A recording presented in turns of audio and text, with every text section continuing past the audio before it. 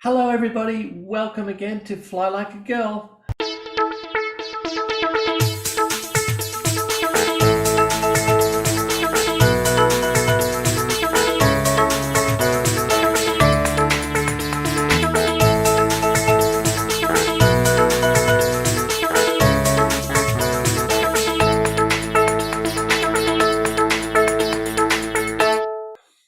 You know, when we are learning to fly, we can be a little bit hard on ourselves and, have set our expectations a little bit high.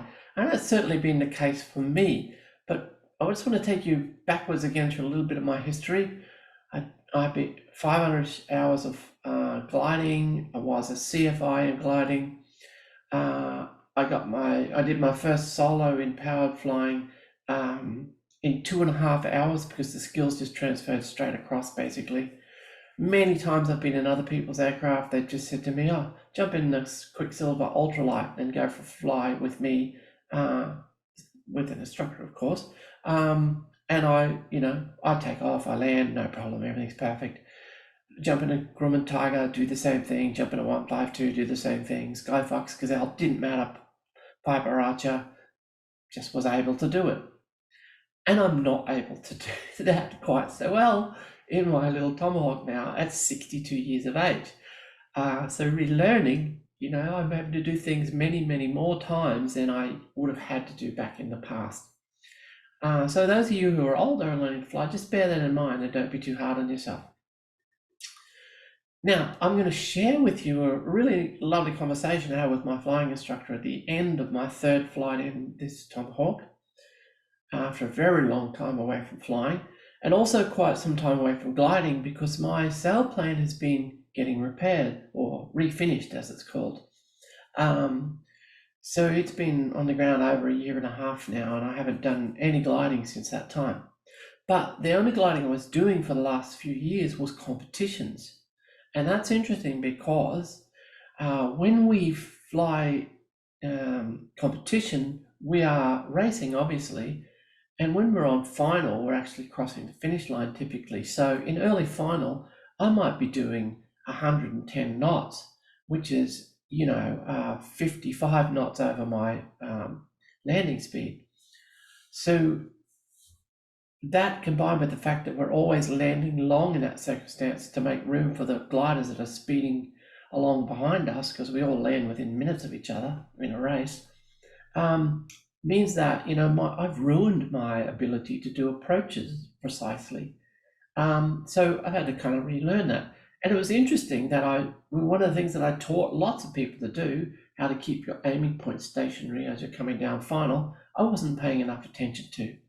And also was not really focusing on the end of the runway when I was flaring. So these are all really fundamental basic skills that I've taught many people to do, but I was having a little struggle with it myself. And also, just with the mental workload, new aircraft, new systems, learning, all that kind of stuff. So I guess what I'd like to say is don't be too hard on yourself and listen to this conversation. And it's between two people one's an instructor in GA, the other's an instructor in gliding. And we're talking back and forth about, how the flight went and our perceptions and lots of other stuff that I hope you'll find interesting.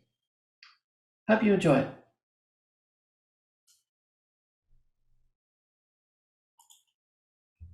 The minute you start pushing it forward, be ready to keep it straight on the runway with a little bit of extra rudder. Yeah.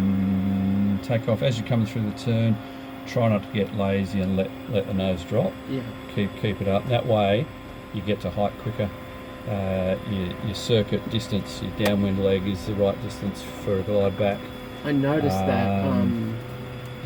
Just what you're saying. I noticed that I got to my circuit height on my base leg much more reliably the last couple. Yeah, if you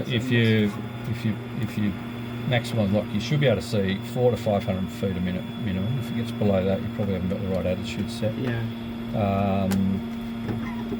Losing height on the back end of downwind. Yeah. So once that power comes off, a little bit of angle of attack gets some lift back to maintain a bit of height. Doesn't matter if you lose 100 feet. If you're losing 300 feet, Yeah.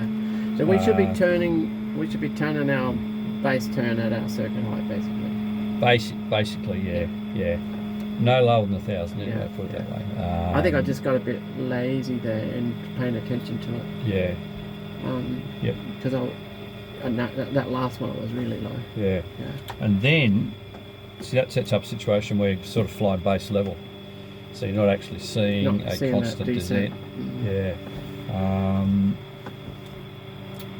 Apart from that, the approaches towards the end were really nice. So good straight line, the speed was good. Maybe we're a bit quick, I don't know. We were a bit quick the last one. Yeah. But it's not big time too quick, you know what I mean? And then it's just okay, where do I put this? And that's what you know, I sort of say, come down, you know, look down the runway to the end, out the windsock height. Or if you've got a feature that, you know, if I fly over this, I'm going to, this is what Jacobson says. If you fly over this feature, which is 100 metres before you touch down aim point, that's when you start to flare. I saw that on a YouTube. Yeah. He's got a YouTube thing up, but again, be careful with it, because he's an airline pilot. He loves his 3-degree approaches. Yeah, and you got to, like you say, that's all very well to have those geographic features if you're doing the same approach every time. That's right. And you got white paint marks on the line. It's perfect. You know.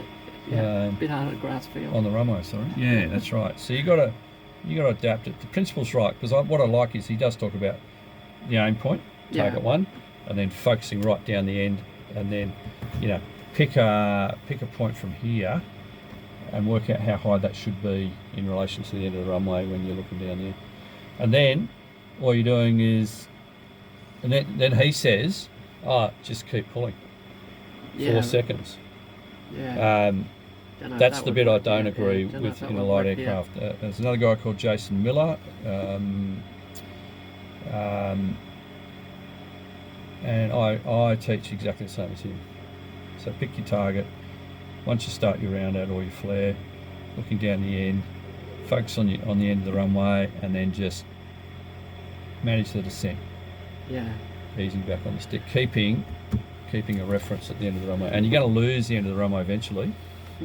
But you can see in the peripheral, you can see a bit. You can that's see right. whether you're tracking or not. Exactly. You know what I can't understand is how this is, and it never used to be when I was 20-something doing it the first time. It never used to be challenged, but how is it that I can land my glider perfectly right on the mark, and I can't land this?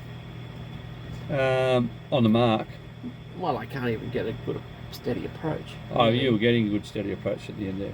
They were, you would think those skills would transfer over straight away, but they just don't. Now, I took a glider pilot flying this morning again. Right?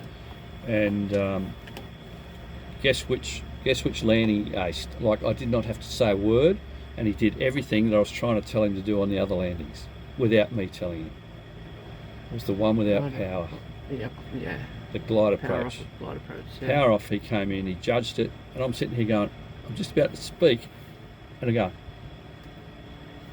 he's doing it. And he aced it. It was like so soft. I think that's the difference, and I guess you just answered my question, because, as I say, I'm not telling you a lie here. I am super uncomfortable with how flat that approach is. Because all I can think of is if I lose the engine here, now I'm in the trees. Yeah, that's right. Which for us is like, well, I don't know, I can't do that. I can't take that risk. So we're always, the way I teach is you don't pull the brakes out until you are in overshoot. That's right. And that's an emergency approach in this type of aircraft. And I think that's because that sight picture is so different. That's probably why I'm finding it so challenging. Of course, the handling's different too. But once you throw anchors in, flaps, you throttle, and an engine gives you more power, more thrust, and you're fiddling with it. And that's why if you get, the idea is to try and behave like an airliner, but because they've got swept wings, they've got their nose up here. They can take a slightly higher angle attack. But a gentle, slightly nose low approach, and then raise it, keep flying, is how it works with what I find with the light aircraft. you can't fly all the way down like this. It's just it really gets because they set like takeoff power again almost. I think it's 40-50% power once they're coming down final. It might be more. So they've got in this position, and you know, for last third of final, they bring power, takeoff power in case they need to go around. So because they take a while to spool up. Yeah. But they can also kind of come down hard. You know, the landing gear can take it. Yep, So this idea of pulling 4 seconds, you know, that will work fairly well because the thing's as heavy as crap. Yeah. And it's just going to keep descending anyway. And who cares if you hit a little bit hard? Yeah, that's right. I mean, obviously they're worried about passenger comfort. But that's right. You couldn't do that. They take a much bigger load. It's really just familiarity. You're doing it. You're just uncomfortable with it at the moment. Like I didn't do any of those landings. Yeah, I'm totally uncomfortable. I was going to jump in at the first one, but you got it. You caught it. It's just you're not feeling happy about it at the moment. And I think rightly so. But I'm also going to be hard on myself because I've I come from that different experience. You know, I come from that gliding experience. I've been a CFI. I know what I'm looking for in my own performance, and I'm not seeing it. So, you know, and once you find, see, I've been saying, what does your book say about approach speed with the Tomahawk? Does it say 70? Yeah. 70 is your best rate, isn't it? 68. So, I don't know, for me, the attitude looked quite good at 70-ish. Well, interesting what they all say, all the Tommy drivers, not the POH, say they all land with a little bit of power. Right. Interesting. I'm not sure what a little bit of power means. Yeah. But they all say they get a better landing with just a little tiny bit of power. Yeah. They blame it on the T-tail, but I don't know if that's real. Oh, okay. So you get a little bit more airflow over the tail feathers, maybe. That's what they say. Right. Whether that's why or not, I don't know. But every one of them that I've spoken to, because I spent a fair bit of time before I even bought this, talking to them, and they said they all like to land with a tiny bit of power on. They don't go to full throttle off. Okay. I don't know. Maybe give it a go. Maybe. Find out. So it won't make a huge difference. It's not like it's got a big power plant. No.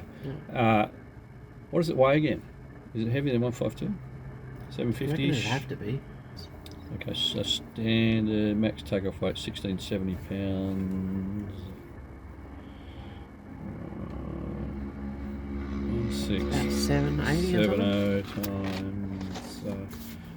Sorry. Divided by 2.2. Divided by 2.2 roughly. 7, so it's exactly the same as 152. Okay. Yeah. Anyway. Yeah. Well, I mean, I'm happy. Don't get me wrong. I feel like I am making progress. Yeah. But it's just, you know, I know what I'm looking for, just like you know what you're looking for. That's right.